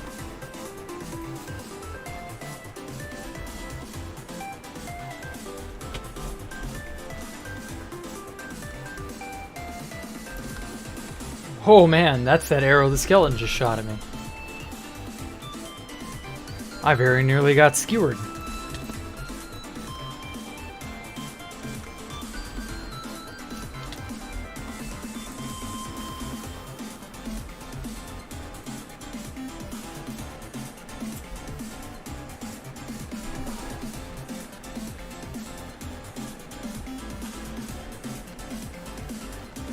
You know, I kind of wish there was spicy water in Minecraft. Water that would damage you. I don't know. Poison water or something. And that would be something you could make in mass. And that way you'd, I don't know. You could have fun with that, I guess. I wouldn't mind. I guess in a way, lava is spicy water in Minecraft, isn't it?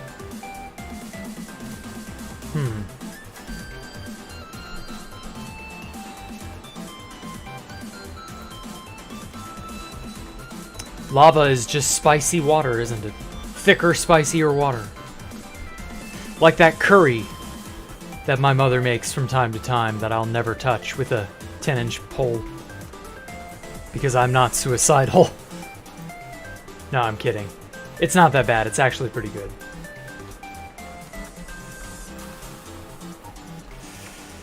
It fell down here.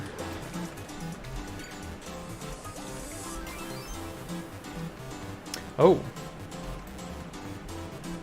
Okay, so I'm missing about 11 pieces. 456, 8 more.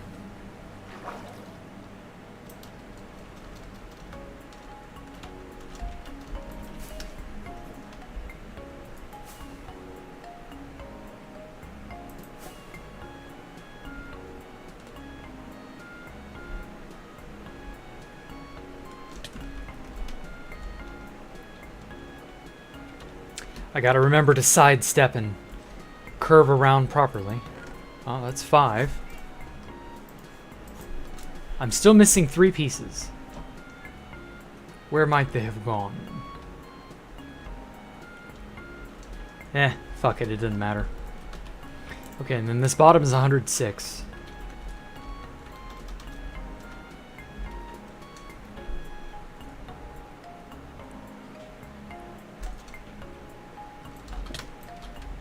Oh, close. I was 1 block above where I wanted to be.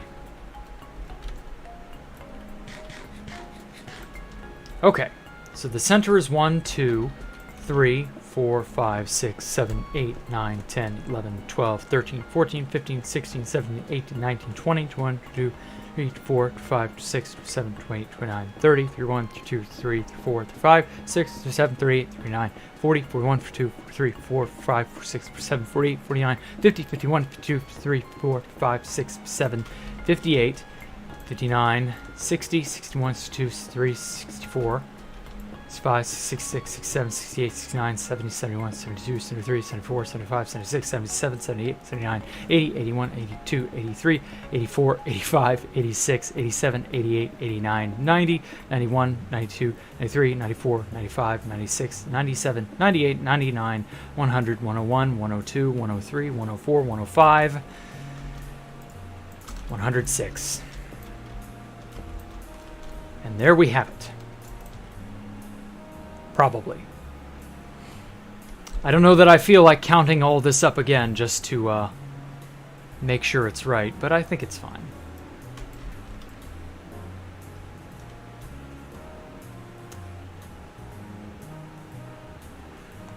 Whew. Can't be roasting your mom for making food like that. Well, I mean, you know. Don't totems kind of eliminate the point of hardcore? You would think that. But, you would be very wrong.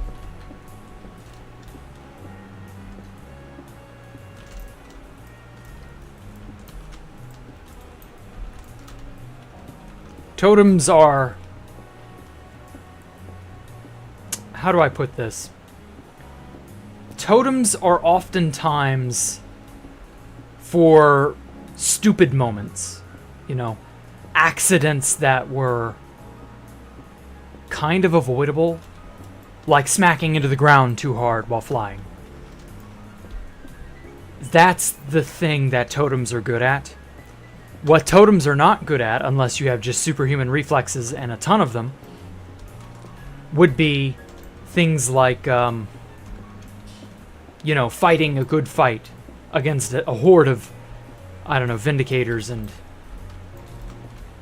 Evokers and other nasties like that. Like getting absolutely butt-fucked by a few Iron Golems. Totems will not last you in that situation. If I ended up coming in too low, and I'd taken a ton of damage, and it would have killed me, but instead it just pops the totem, that's the kind of things that totems are good for. They're good for eliminating silly, stupid mistakes. So with a totem, I'm not constantly living in fear of my own shadow, because, like, I'm not gonna inadvertently kill myself coming in too hot. Or something like that. Coming in too steep. And falling just a little too hard and it killing me.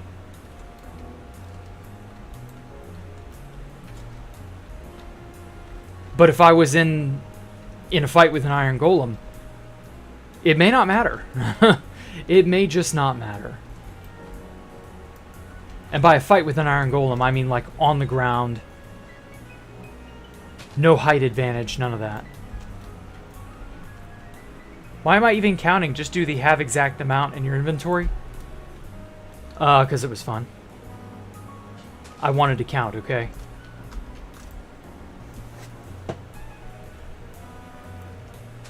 Yeah, you can still die in hardcore, even with a totem in your hand. Surprisingly easy, as a matter of fact.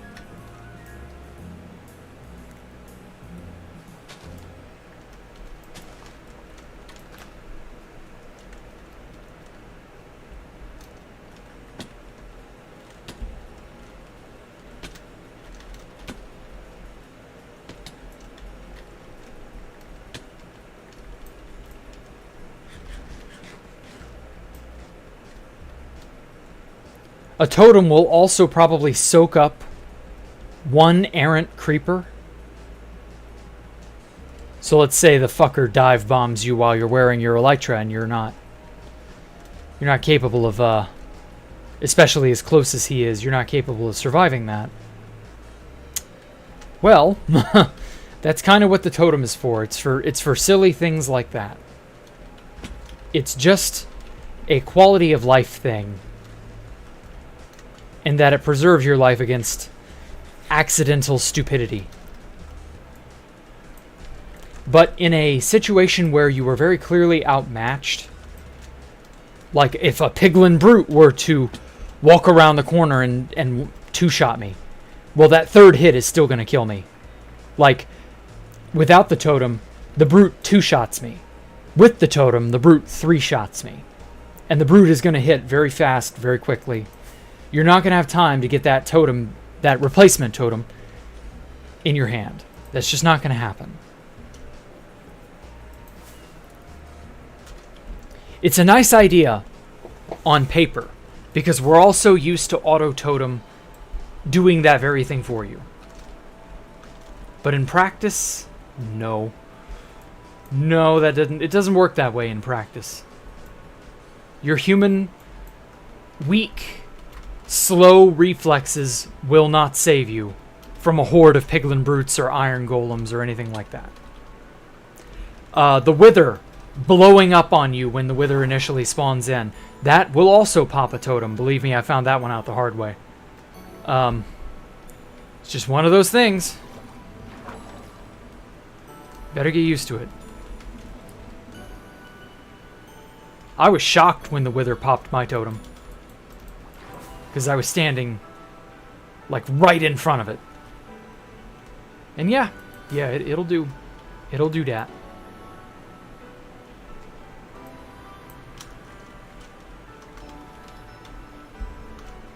The rest must be in the end. Oh, damn it. I took 2 hearts of damage from that. Holy shit. It's the fish, I tell you. The end is turning the fish gay.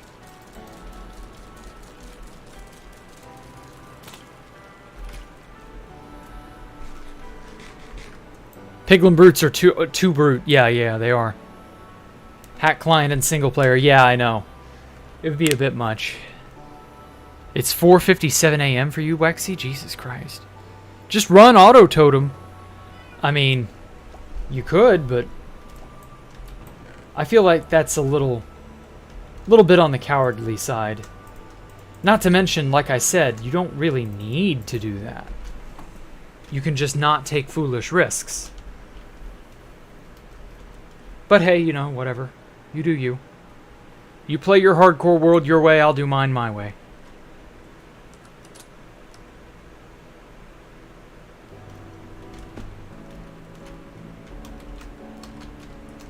Here we go. Yeah, the fish are probably an actual problem. You're afraid of bastions to this day because of them. First time you went into one on your old survival world, you died. Ouch. I'm sorry, Poncho Hamster. It's okay. You don't need to live in fear any longer. Piglin Brutes only exist in a very tiny amount of places.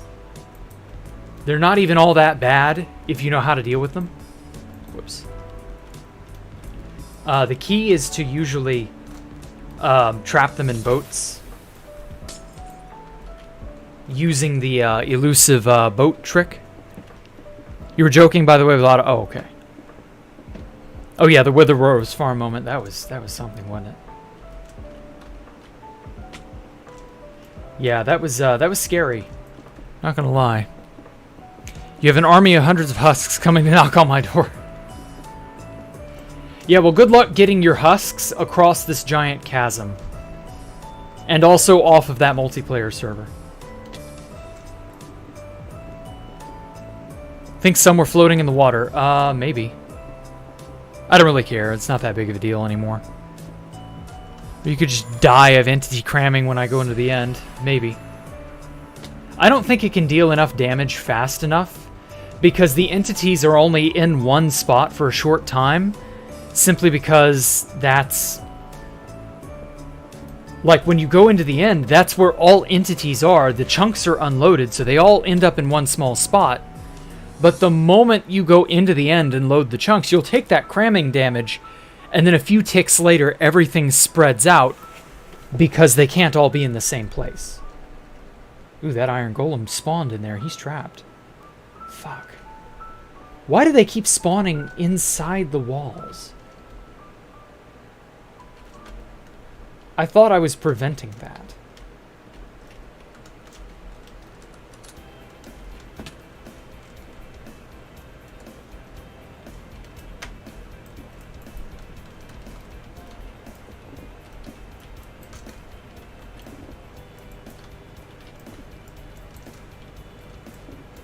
I'm gonna have to collect all this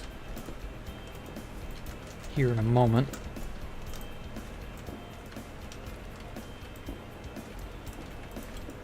Yeah, if you're afraid of heights, playing in this world will cure you of that fear or exacerbate that fear terribly. One of the two.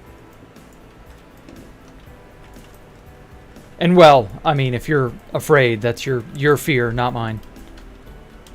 Whoops. I'm very happy I'm not afraid of much. Not much in the world really gets me. That is, makes me afraid.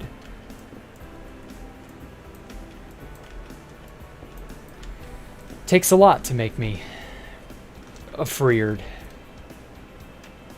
Afeared. Oh, that was a block there I could have grabbed. I can get startled, you know, that's easy to do, you know, to spook you.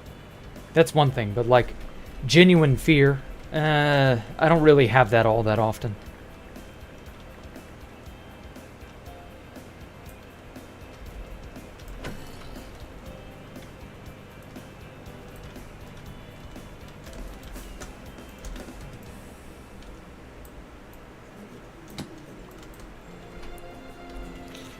Okay.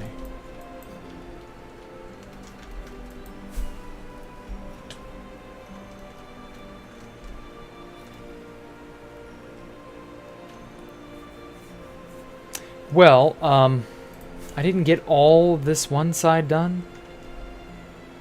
I think I'll go a little bit further and complete up to this section, and then I'll end La Stream.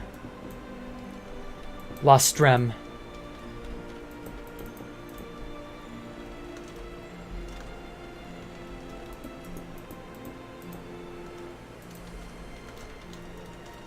Oh. A wise guy, eh? A jump boosting. The jump boosting kind. I can't get up this. Yeah, I've got jump boost. Yeah, it's 3 blocks. I should be able to jump up that. There we go. Waha. Did you know you can jump up 3 blocks with an elytra and jump boost too? If you spam your jump bar, or, well, I assume you use the space bar. If you're a rational, intelligent individual, you probably do. If you don't, you're probably a monster. In which case, talking to you is no good. You probably don't even speak any human language, because you're a monster. What monster uses, or what person doesn't use the spacebar for their jump button? But if you happen to be a human who does not use the spacebar, well then, I guess that's fine. I don't understand it, but I guess that's fine. In which case, you can spam your spacebar, or your jump button of choice, again, if you're a psychopath, or a monster, or some otherworldly creature. I guess an extraterrestrial wouldn't want to, like, you know, because the keyboards are always designed with human hands in mind. So, you know, an ET probably wouldn't care to use the spacebar as their jump button. But, you know, to each their own. So long as that is exactly the way it should be. 3. Hey, that's all of it. Damn it. I'll have to go pick up that block of, oh, shit. Oh, well, I guess I'm picking it up now. Like Dad, I too shall go to the store to pick up some, glass pane.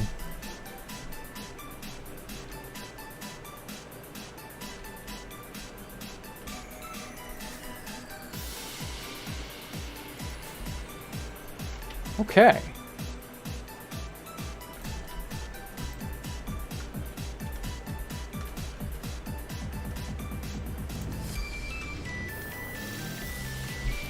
I didn't realize this was 3 blocks tall, but there we go. So yeah, you can jump up 3 blocks in Minecraft if you know how.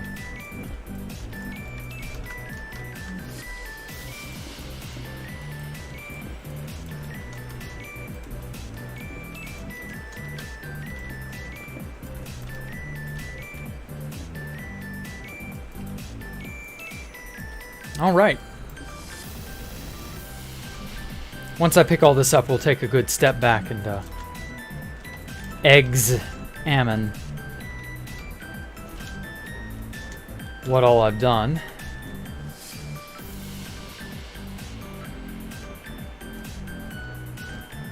Whee!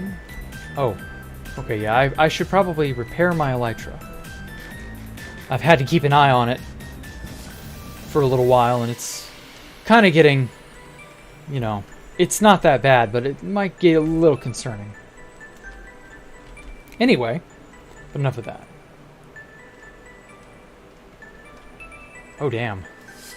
Okay, yeah, this is just, like, too broad. Like, you can just look straight up and see everything, but, like, it's nigh impossible to drink it all in from way down there.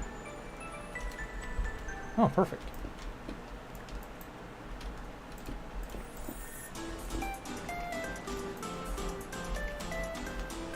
Okay. Yeah, this is the perfect height.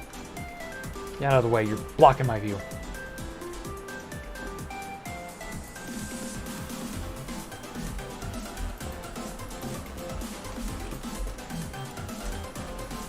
Alright. This'll do it. Yeah, I kind of like the light glazing of blue that gives. It's different without there being any sort of lightness over here to catch your eye like there is over here. So yeah, I like it. I like it. Asking to get in contact with Pop is impossible. Yeah, I've never heard of anyone having who's not like already in Nerds Inc. Middle mouse is a jump button, doesn't sound that bad, really? I use middle mouse as my block pick button. Block picking is so valuable. I couldn't imagine that being any other block or any other button, excuse me. So yeah, other than that,